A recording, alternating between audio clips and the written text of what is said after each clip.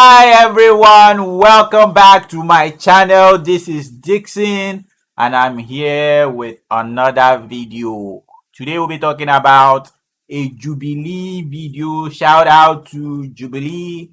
The links of the original video will be down below, and this video will be talking about, rather I'll be reacting to a free range versus strict parent, and there is also spanking involved. Is spanking ever okay?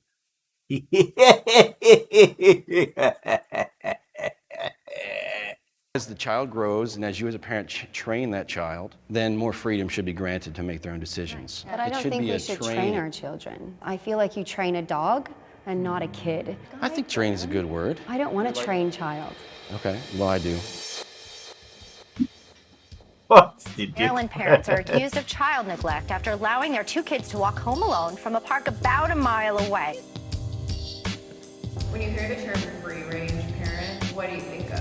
I see a wide range within free-range parenting, but parents that basically let their kids do whatever they want, and I see that as a recipe for disaster. When I think of a strict parent, I think of someone who might be more concerned with the behavior of the child than the heart of the child. I actually do consider myself strict, but I want to be emotionally conscious. We've been told by this oppressive, safety-obsessed, terrified society that you can never let your kid do anything on their own, maybe till they're like 36. It's a luxury to be a free-range parent because there is a certain privilege that goes with that. Being a strict parent, I think, first of all, I imagine stress. Should be a really fun time of your life. Why follow all these rules when you want to enjoy your kids? I will get my bias out of the way, but I want you people to know I fall towards the strict path, but also I believe it's not about being strict or being free range. It's about some nuance. But as a parent, you are supposed to be up here and the child should be here, because children from day one are always trying to kill themselves. So you should not be the one letting them be above or equal. When they become responsible, they will lead. They will grow up to be responsible people, and then you can see them as equal.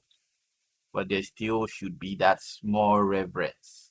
So I fall more towards the strict because I've seen how free range parenthood can more or less lead to unbearable children.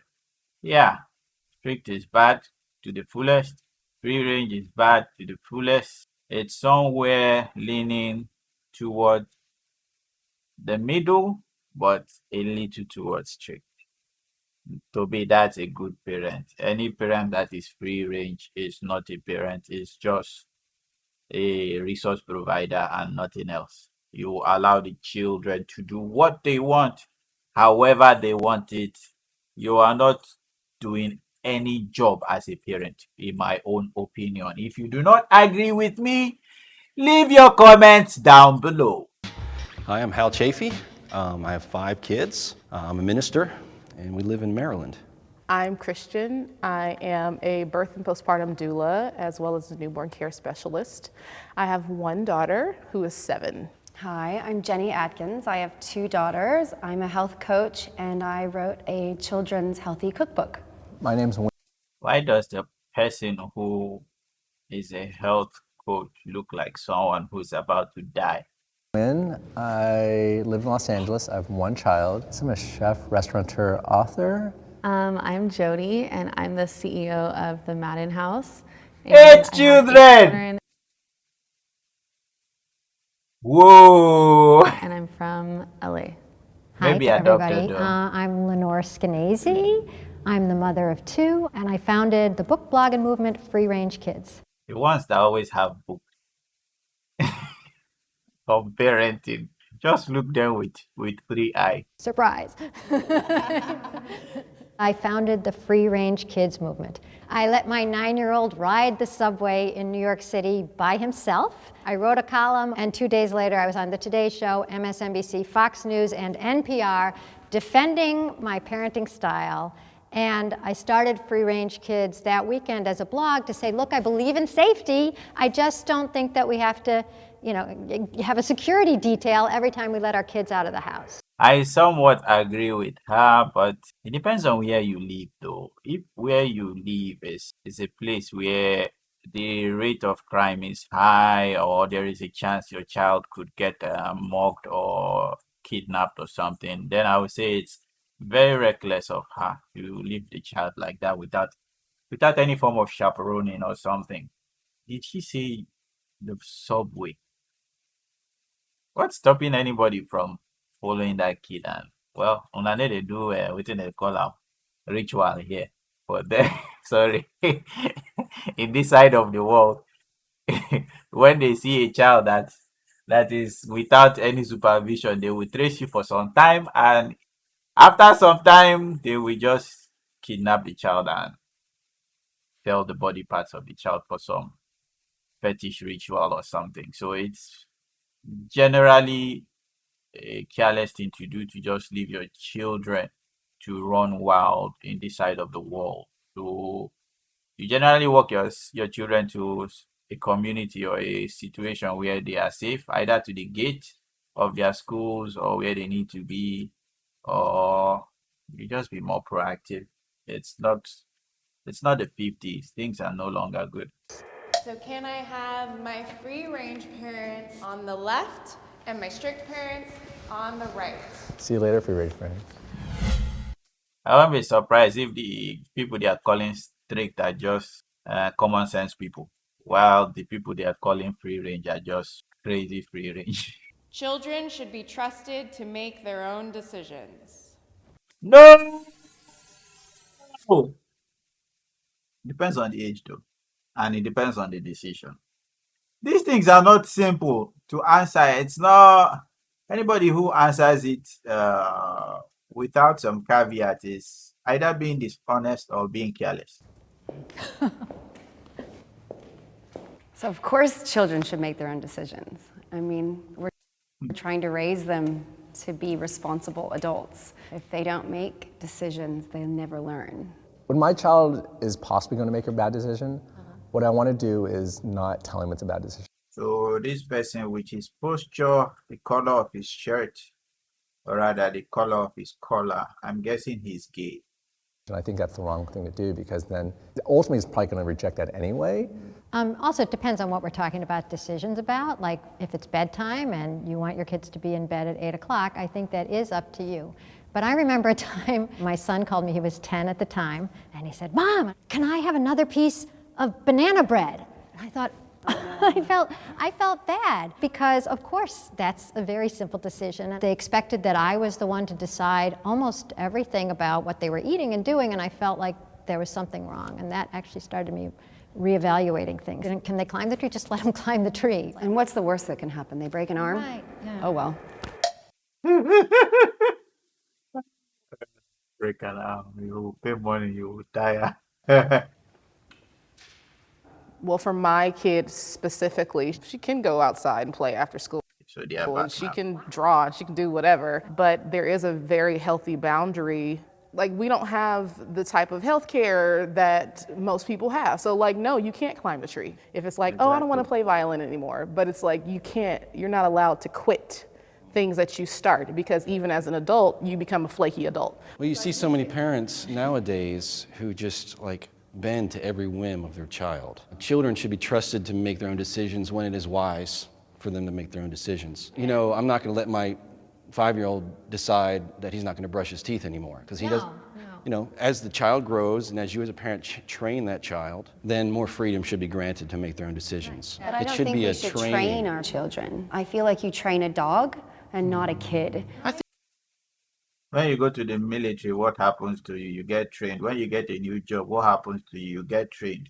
When you qualify for a new team to play football, what happens to you? You get trained. Are they dogs? Kind of woman is this I one? think train is a good word. I don't want a trained child. Okay, well, There, you are not a parent. I do. I want I a want child my who has child to be trained, creativity to be and who's respectful. maybe not like me. You know, yeah, I'm not saying it has to be like me. Do you think you need to train them to be respectful, or do you think that you guide them in a way to learn to be respectful because of the decisions they've chosen? How do you guide people without training them? You are nudging them, you are telling them to do something in the right way. You are training them. Both. So what would you consider your parenting style to be? I try to be as biblical as I can when it comes to. This guy is not strict, Joe. This guy is normal. When you come to Africa, you see strict. Strict that is stupidly scary. Parenting. I know a lot of people would disagree on that, but I have 5 kids and I do my best to follow it, and I found Please raise them biblically. That's the best way to raise a child. God bless you. Salute from Nigeria. so much wisdom, and it's worked. I don't really follow rules. Even if it's a theory of free-range parenting per se, if you're following those free-range parenting rules, then you become strict. And I don't think that there should be rules. It should God, thank you for not giving me a parent like this clueless woman. Thank you, Jesus. be whatever the day brings. Kids deserve privacy. It depends. Kids do some stupid things. I've been a kid. So they deserve privacy to some extent, but not to every extent. Wait, I don't know. Absolutely. Yeah. Oh, wait, There we go. Oh, wait, we have a straggler. Even though they're not adults, they're still people, and they need time to either hear their thoughts or process things, or just they need a sense of comfort in solitude and things that are sacred to them. So I don't have any teenagers yet. There's no way. Just wait. There's no way. Maybe my opinion will change. I mean, there's no way that I'm not going to have access to their cell phone. That's not going to happen. But if they want time alone, I think that's fine, and they should have that, and it's healthy to do that. The reason I hesitated is because I think back to my childhood. There were things that happened sometimes that can last with you for the rest of your life. You know, people can be abused online now. I love So I Hal. have that I love parent Hal. spidey sense of something's not right here, and my kid's going to be like, no, you can't have my cell phone. Yes, I can. In our household, we live by this kind of thought. Live your life in such a way that if everyone could see what you're doing in private, that you wouldn't be ashamed. So my kids also look through my phone. Privacy is not something a child should be entitled to have. Do we give our kids quiet downtime? Yes. Am I looking through all their stuff? No. I actually agree with the definition of downtime and privacy. At my house, there's no privacy because you don't pay any bills. She also trusts me, and I've wanted to make a relationship to where she trusts me. Soldier that, woman. She can't tell me, like, there's no, I don't yell and I don't scream and I don't do any things like that. We're very open, but there is no privacy. So I just In a sense, you have to earn privacy. wanted to put in a plea, though, for some privacy. You know, I go around and I talk about free-range kids, and sometimes what I ask the audience is to Let me skip this The one. ability- Parents should be parents and not friends. Yep. Yep. No, this is a hard. This is. As long as there's a hierarchy, there is no way you can be a friend with someone that is superior to you. There'll always be that reverence, and not that there is no relationship. There is relationship. There is ability to confide, but you can never truly be a friend and an authority per se. This is actually hard for me. My job is not to be my kid's friend, it's to be their parent. But I don't think that is mutually exclusive of not being their friend either, if that makes any sense. But I prioritize, right, being the parental unit. Exactly. If you have to prioritize between being a friend and a parent, the parenthood has to come first. It is important. Me and my mom, I would say that she's my best friend. But like as a child, she was my mom. And I hope to have that type of relationship with my daughter. But right now, I'm the parent and you're the child, because I don't want you to lose respect for me. Like, I'm not gonna go clubbing with my daughter. Like, there's just some things that I'm just not gonna do, that I do with my friends, Clubbing. that I'm not gonna do with my kid. Hey, here comes the free rangers. Let's see what they will say. Clubbing, I mean, okay, let's see clubbing. I agree that I'm their mom first, but I'm also their friend. I'm also someone that they trust and admire and they come to, and I listen to them and I give them my opinions, and we have forged a friendship, but it's not without my position as the authority in their life, their provider, their comfort, their mama. In my mind, once my kids are 18, or let's just say moved out of the house, they are an adult. And at that point, I want to stop parenting. If I haven't parented enough by the time they're 18, then that was my chance. I don't want to be a parent after 18. And when it comes to clubbing, I hope that when But when they are 18, they are no longer children. enough by the time they're 18, then that was my chance. I don't want to be a parent after 18. And when it comes to clubbing, I hope that when my kid is old and grown God forbid, Batty. going going clubbing with your parents. Nonsense. It may be an occasion, but not clubbing. Even me, I don't club. up and they're going out for a beer at a bar or whatever they're doing, of course I want to come with them. But here's the thing, I just want to say on the other side of that is that we never stop growing up. I mean, man, I don't have parents. I wish I did. There's some times where I wish I could just ask for help. I mean, my grandmother just passed away in May. And I remember like just feeling like, what am I gonna do? And that was not a friend moment. That was Next! Spanking your child is an acceptable form of punishment. what? Yep, it is. Let me leave the caveat. Spanking is not something you use every single time. Spanking has to be your last resort. Because if it's common, you end up damaging the child and the child gets used to it. But the reason I know this is because when my father spanks me, it's not the pain that gets to me. It's the fact that I was able to do something that will get him to spank me. That was the pain. Even my father, to an extent, was closer to the excessive side, but that one is another story for another day. But I can guarantee you, it's not about using it regularly. It's using it for the right reason.